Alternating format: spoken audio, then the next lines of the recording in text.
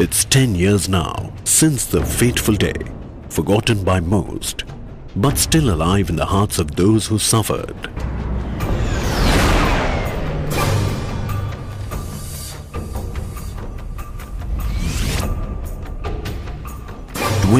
January 26, 2001, 8:46 a.m.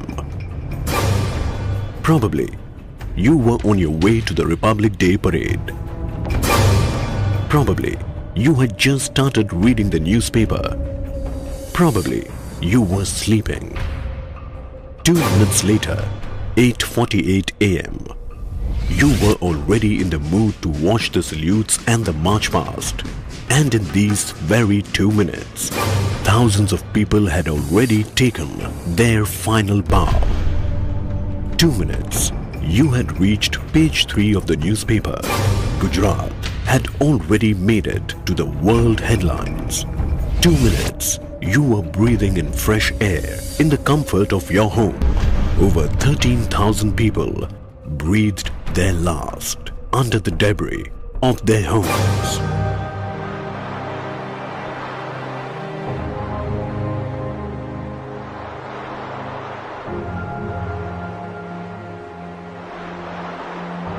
January 26, 2001, Gujarat was rocked by a killer quake measuring 6.9 on the Richter scale. Epicenter near Chowbari, 30 kilometers from Bajau. In one go, its shock waves unleashed a trail of massive destruction, causing widespread deaths, injuries and devastation. 13,805 lives lost. 7,633 villages adversely affected. 1,67,000 people injured. Over 12 lakh houses damaged, while over 2,30,000 fully destroyed. 10,000 small and medium-scale industries went out of production. 50,000 artisans lost their livelihoods. 50 lakh people needed immediate relief. Over 2,000 schools destroyed.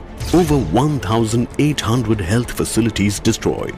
Large number of high-rise and low-rise buildings collapsed. Power supply, water supply, communications disrupted. Kutch district cut off from the rest of the world. This killer earthquake was one of the worst in 180 years of Indian history. Affected areas, 19 districts out of 25. 5 worst affected. 181 talukas out of 225. 43 worst affected. This disaster was more widespread and more devastating than any other in recent history in terms of deaths and houses destroyed. It released an energy equivalent to 45 lakh tons of TNT, approximating to over 300 Hiroshima-type bombs, affected an area of 1,82,639 square kilometers, more than the geographical area of Kerala and Haryana put together. But amidst the debris and death, a row of flowers stretching for miles somehow looked out of place, unaffected, spelling out rays of hope. Hope never dies, as they say. It just sleeps for a while.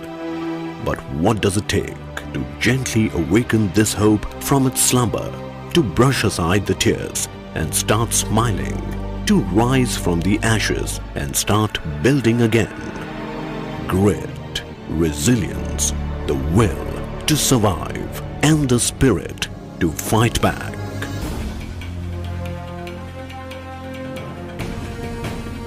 The government of Gujarat sprung into action and launched full-scale emergency rescue and relief operations. The need of the hour was to rescue as many people as possible and to provide medical assistance to those who were injured. Amidst all this, the aftershocks continued, but people fought on, while the administration went about restoring essential services and spearheading the relief operations. Damage assessment was a task in itself. Reconstruction efforts had to be planned. Rehabilitation initiatives had to be conceived. Gujarat State Disaster Management Authority (GSDMA), a first of its kind of state nodal agency, was established to coordinate the comprehensive earthquake recovery program. Rehabilitation thrust areas were identified and the efforts continued with a sharper focus. Housing. Over 12 lakh houses damaged. Repairs and reconstruction. A monumental task, but the focus was unwavering and the hearts raring. Total housework inclusive of repairs and reconstruction, 12,05,198 units. Houses repaired, 9,08,751 units. Houses reconstructed, 2,12,000 units. Mandatory joint registration of houses implemented. Owner-driven construction approach, one of the most unique facets of the reconstruction program. Insurance cover to all houses for a period of 10 years against 14 perils. Education. Little ones perished. Schools had collapsed. Several classrooms were damaged beyond repairs. But the learning had to go on. 12,750 classrooms reconstructed. 44,218 classrooms repaired. All schools reopened on time. All examinations conducted on time. Bhuj Engineering College, which was completely destroyed, has been totally reconstructed. Strengthening. Major repairs of 65 and reconstruction of 31 engineering and technical colleges. Health. The pulse had dropped. Hundreds of health facilities were damaged. Thousands of medical centers were completely destroyed. A real lifesaver exercise had to be undertaken. First natural calamity, after which there has been no outbreak of epidemic or any waterborne diseases. Mental trauma restricted to only 3% as against the ICMR projections of 10 to 15%. 1,061 Anganwadis repaired. Bhuj Civil Hospital, which was totally destroyed, has been reconstructed as a 300-bed ultra-modern hospital at a cost of over rupees 100 crores. Repairs and reconstruction of 1,107 health structures has been completed. Livelihoods. Nature's pink slip to the workers and artisans left them in the red with absolutely no means of survival. Industry had collapsed. Trade and commerce traded off to life and security. Livelihoods had to be revived. A comprehensive and all-encompassing livelihood restoration program was conceived and implemented. 1,238 salt workers given the disbursement. Loan subsidy given to 14,245 artisans. 57,961 toolkits given to artisans, handicraft artisans and masons. 3,419 looms given to handloom artisans. Working capital assistance given to 2,500 handloom weavers. Input kits for 58,647 farmers. 1,79,678 beneficiaries covered under agriculture, cottage industries, trade and commerce and industries package. 14,147 women beneficiaries covered under Women's Livelihood Restoration Program. Public infrastructure, government offices, roads, bridges, dams and several other structures lay shattered. Power supply, water supply, communications, public distribution system were down and out. The entire public infrastructure was in shambles. But restoration was carried out at an enviable pace. 1,752 villages covered under the bulk water scheme and in-village water supply scheme. Strengthening of 9,035 kilometers of transmission and distribution lines completed. Repairs and restoration of 4,500 kilometers of state highways and rural roads completed. 101 bridges repaired. 28 bridges reconstructed.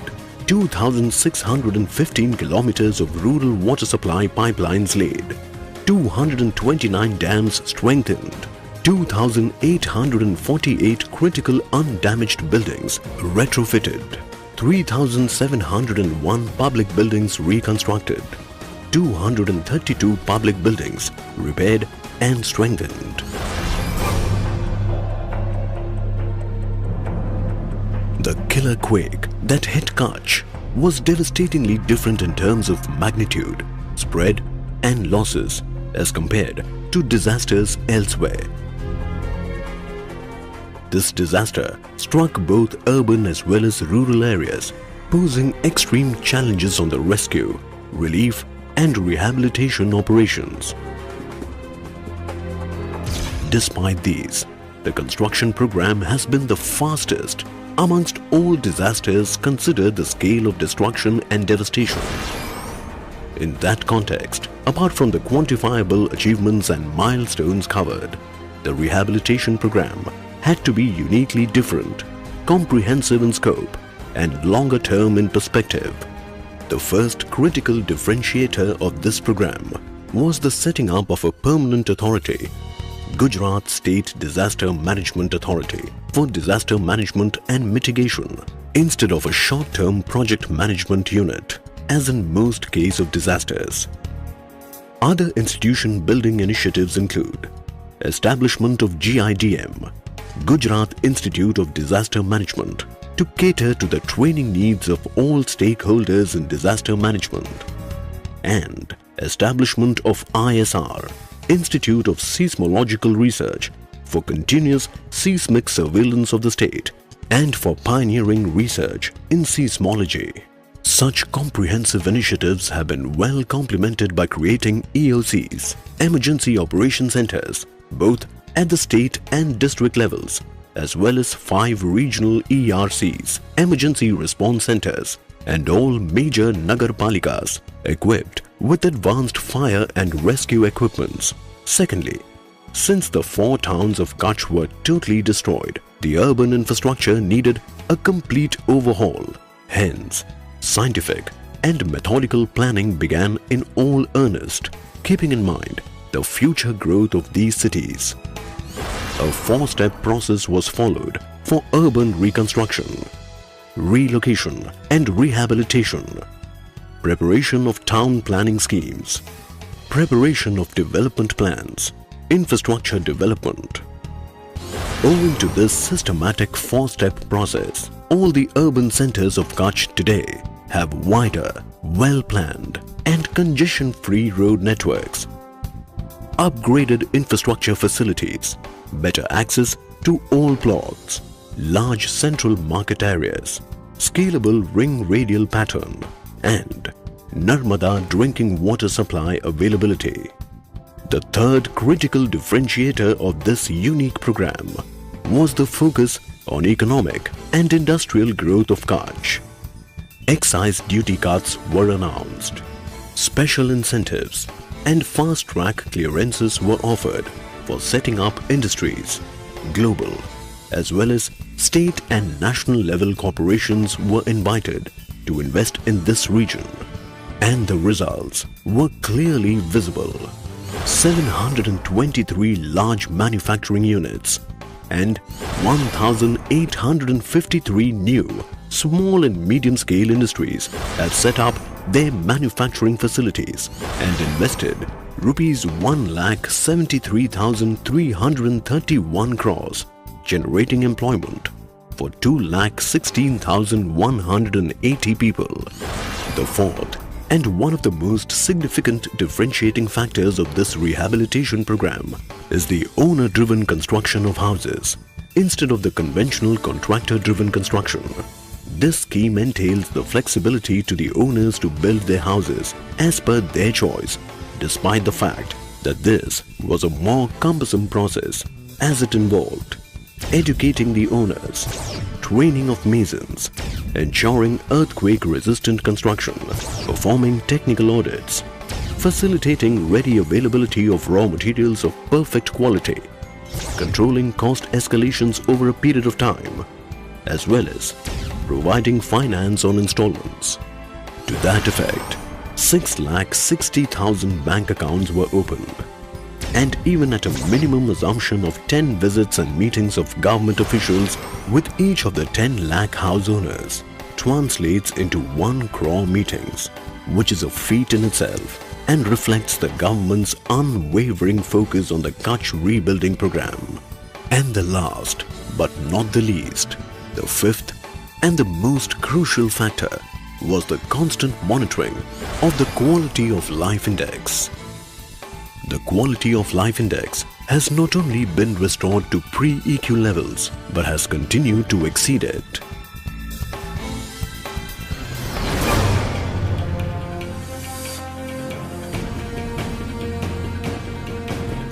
This enhanced quality of life reflects in many forms. You can see it in the eyes that no longer shed tears. You can sense it in the spring in their steps. You can feel it in their radiating smiles. Men, women, children who had just a few years back lost everything, even hope. They are now brimming with confidence, excitement, enthusiasm, epitomes of empowerment. These people are now already looking forward, thinking of the future, raring to go and take on the challenges of this new life head on.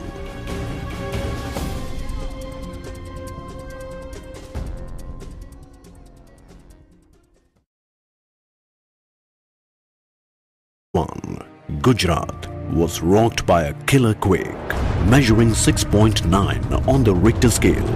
Epicenter near Chaubari, 30 kilometers from Bajau. In one go, its shock waves unleashed a trail of massive destruction, causing widespread deaths, injuries and devastation. 13,826 January 2001, 8:46 a.m. Probably, you were on your way to the Republic Day parade. Probably, you had just started reading the newspaper. Probably, you were sleeping. 2 minutes later, 8:48 a.m.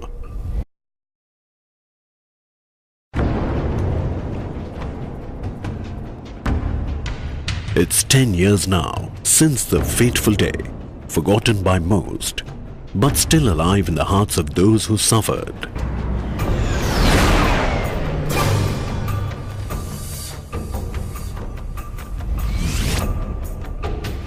You were already in the mood to watch the salutes and the march past. And in these very 2 minutes, thousands of people had already taken their final bow. 2 minutes, you had reached page 3 of the newspaper. Gujarat had already made it to the world headlines. 2 minutes, you were breathing in fresh air in the comfort of your home. Over 13,000 people breathed their last under the debris of their homes.